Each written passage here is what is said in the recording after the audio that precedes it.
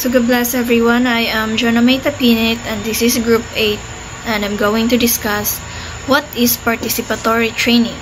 So participatory training requires a learning environment where learners and their experiences are valued and they feel psychologically secure and safe to learn, try their new ideas, and share their experiences. So dili sa participatory training kay kinahanglan nga na mga active engagement between the facilitator or the social worker and the participants. So kana sila nga group or kana sila nga naa dira sa kuan nga kinahanglan sila mag-share og ideas og nasa mga engagement between them para makakuha sila mga ideas sa isag-isa nila. God bless everyone. My name is Mijailin A. Suplag and I'm going to discuss the importance of participatory approach in training. There are two approaches, the conventional approach and the participatory training approach. The conventional training adopts a trainer-centric approach where trainer becomes a central point around which the entire process resolves while learners adapt a passive role. In short, the conventional approach is another called is the teacher-centered model, which is it focus that the trainer is the main source of knowledge, delivering information to passive learners.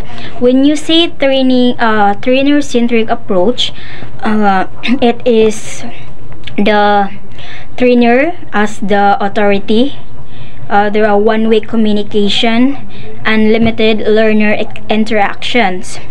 When you say a passive learner rule, it is the limited active participations, focus on memorization, and lack of ownership. So, give you an example. For example, in conventional approach, a lecture on sustainable farming practices delivered to a group of farmers. The trainer presents information about composting, crop rotation, and organic fertilizers. While the farmers might take notes, they have a little opportunity to share their own experience or contribute to the discussion. So, for short, the conventional training is mas nagbase siya sa or ang main source niya is ang trainer, no? Ang trainer jud ang main source nila nga mao jud mas gikuhaan nila og kani information para ana nga program or event. Participatory training approach is or the learner and the other called as the learner-centered approach, which is this process can be called a training for change. This emphasis on the learning rather than a training. Learners are encouraged to voice their own ideas and explore to solve their problems and investigate their own reality on the basis of their own experience. Participatory training approach focuses on the empowers learners to actively participate in the learning process, sharing their knowledge and experiences and perspective. For example, a workshop where farmers discuss the challenges they face in their local context. They share their experiences with different farming practices, identify the obstacle they encounter, and collectively brainstorm solutions.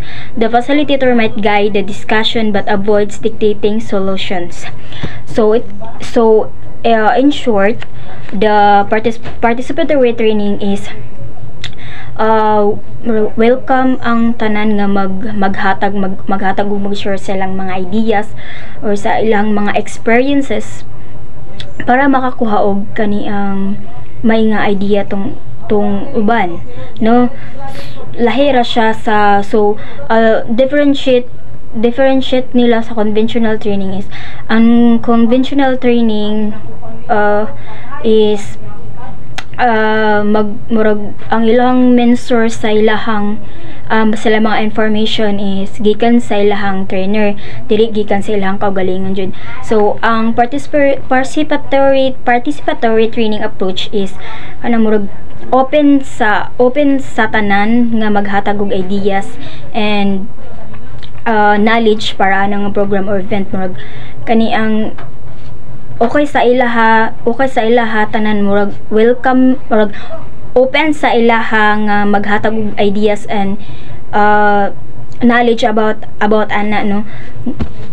Kinang murag makakuha sila og idea based ra pod sa ilahang kani ang silahang based sa ilang experience no, sa ilang kaugalingon nga kanang reality nila no nga experience, para makuha og kaning idea na nga kon. So naa sila murag ownership sa ilahang mga information, dili pareha sa conventional nga ang information nila is gikan gud sa ilahang trainer, dili gikan sa ilahang kaugalingon no.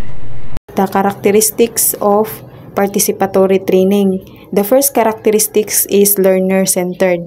The focus is on the learners, their experiences and their knowledge. The trainer acts as a guide rather than just delivering information. Ang learner-centered kay instead nga ang trainer mo'y mag-lecture, dili lang permente nga ang trainer mo'y sigig istorya sa mga participants.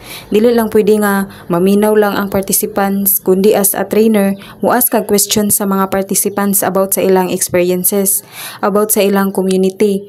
Kay sila may mas nakabalo kung unsay problema nga kailangan sulbaron or tagahan og solusyon. For example, ang problema sa community kay daghan og unemployment or walay trabaho. You will ask them unsay mga barrier nila nganong naglisod sila pangita og work or trabaho, unsay mga skills nila, unsay aspirations nila sa trabaho, unsay experiences nila sa ilang previous job kung naa manggali. So through this, maka-understand ta sa ilaha or sa mga experiences each individual.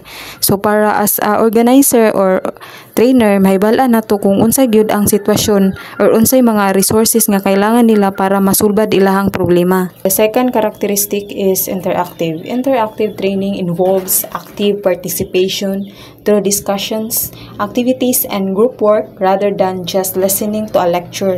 Interactive. So ang interactive is dili pod pwede nga ang trainer or organizer ang mag-istorya or mag-lecture sa mga participants sa community nga maunay buhaton. So as a trainer, i-group nimo sila. For example, sa workshop sa isa ka grupo, for example kay topic kay about sa anti-droga, each them mag-share sila ideas, pwede sila maghimo og kanang mag-role play nga naay theme nga anti-droga. Share a solution or ideas lang kung unsa mo'y mga plano nila para maaksyonan nila ang mga problema. So through this, naa sila'y interaction or unity sa pagtinabangay sa paghimo sa solusyon sa ilang community. So the third characteristic is experiences-based. Experiences-based learning is connected to real-life situation and personal experiences, making it easier to understand and apply. So, ang experiences-based is dili lang puro theory, diri kundi about sa mga na-learn sa mga participants sa ilang gibuhat or direct nga collaborate sa mga participants o resulta sa ilahang gibuhat. For example, problema sa basura. Mag-organize ang trainer og mga project kung asa ang mga participant sa isa ka barangay or community nga sila mo mismo manghinlo sa ilang lugar na apoy maghimo sila og mga compost pit kung unsaon pag-recycle sa mga basura. So makita sa mga tawo sa isa ka community nga ilang paglihok sa ilang problema sa basura kay ang epekto kay nahinlo ang ilang community. Na sila na-learn about sa pag-recycle, pagbuhat og compost pit ug tungod sa ilang experience nila ani nga sila kumbaga gitagaan na nila importance ang pagtinabangay para sa development sa ilahang community. The fourth characteristic is flexible and adaptive.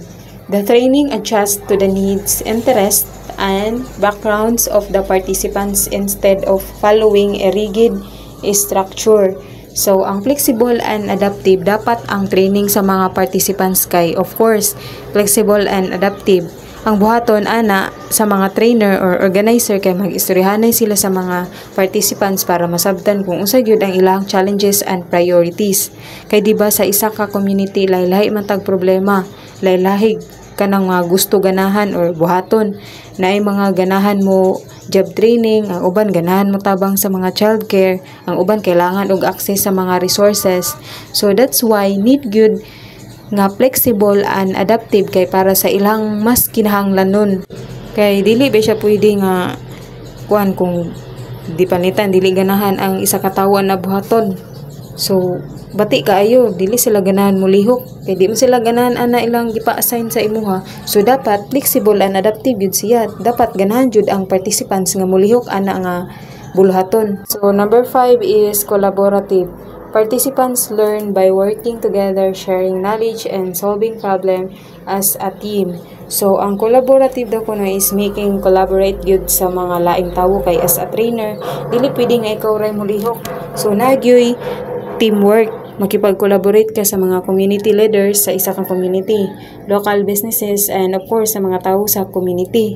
For example, mag-plan sila nga mag-create og community garden, organize job fairs, or establish og childcare center. So kani siya tanan kailangan gyud mangita og collaboration kay para mas nice ang result sa project nga gusto niyong buhaton.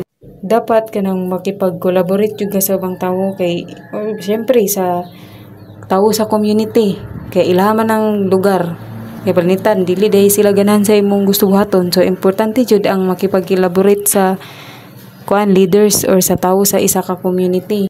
Number 6 is encourages critical thinking. Participants analyze problems, ask questions, and come up with their own solutions instead of just memorizing information. So, instead nga mag-memorize na lang permente ang mga participants, kailangan po nila nga mag-analyze og problem, ask questions, and dapat makadevelop sila og own solutions.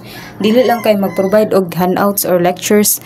As a trainer, mag-facilitate po sila og discussions, i-encourage ang mga participants nga i-identify ilang root causes sa ilang problema. Like, for example, puberty or ang kapobrehom, i-encourage sila nga i-analyze ilang problema sa community or i-identify ang mga hinungdan sa ilang kapobrehon ug sila tanan mag-brainstorming para makatang sila yung solution sa ilang problema or makadiscover sila sa for example sa lack sa transportation, sa mga barrier sa mga employment, sa pagsulod sa trabaho. So, through this, makalid sila og advocate for transportation. So, the last, number 7, is empowering. The training builds confidence and encourages participants to take initiative in applying what they've learned. Dapat, ang training is makabuild og confidence o gi-encourage ang participants nga sa tanan nilang training kay dapat ma-apply nila if naapod sunod problema sa ilahang community. Dapat kabalo na sila muhimo og solusyon sa mga problema nila. Dili lang kay knowledge and skills ang dapat nga kinahanglan para ma-address ang community issues, pero dapat kumpiyansa na sila nga or confident na sila nga maghimo og solusyon nga sila ra. Ang goal gyud sa tanang training is dili lang kay tudloan lang nga maunay buhaton, sultian lang, kundi i-empower sila nga to become effective community organizer sa ilang kaugalingon or sa ilahang community. Next is training to trainers.